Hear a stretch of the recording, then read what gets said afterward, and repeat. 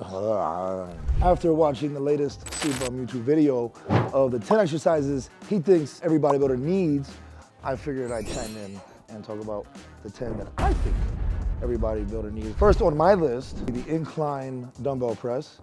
I just think there's a very great movement for the chest, and I like to incorporate that to build the upper chest. I would choose a Smith squat over a free weight squat. I know what they say about the free weight squat, but I just think as a bodybuilder, you get a better connection with a Smith squat versus a free weight squat. That's just my opinion. Cable curls. I'm a big fan of the cables, and I think cable curls for biceps is a very good exercise to have in there just because of the constant tension, full range of motion squeeze. You never lose tension throughout the whole thing.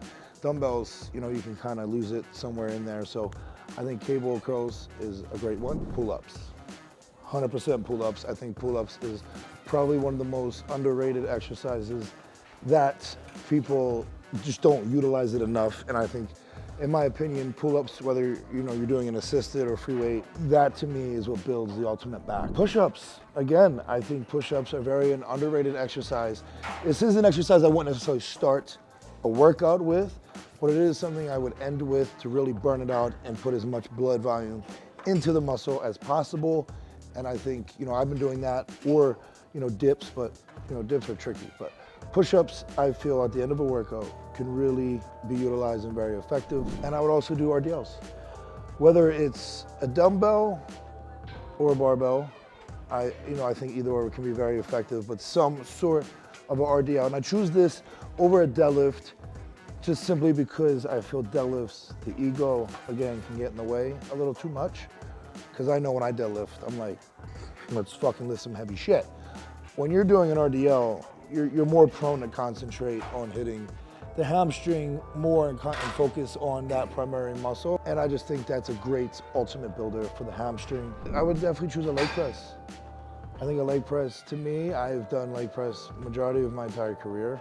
And I think between those and a Smith squat, they build extremely good quads. Next, a barbell row. I think a barbell row for a big back is very beneficial. I'm not gonna be specific and say free weight, Smith, whatever works best for you, but some sort of a row, whether it's chest supported, Smith, or even a free weight. I incorporate all three, and I think they all serve a specific purpose, but some sort of a barbell row will certainly grow a very big back. Next, for triceps, I think some sort of a rope pushdown. It's not necessarily a mass builder, but I think it can be, but it's a good shaping movement for a tricep without hindering the joints so much. I do a rope pushdown every tricep workout that I have pretty much, whether I start with it or end with it. Preferably start with it because I feel like it really just splits the tricep up as much as possible, but also helps warm up the elbows as best as you can. Last, probably one no one really thinks about, but I wanna go with a seated leg curl for the hamstring. I feel for me, these have built my hamstrings the best is a seated leg curl. I contract with them the best. I feel like I get a full stretch with them the best. I feel like I can contract with them the best. So last, I'm going to pick the seated hamstring curl.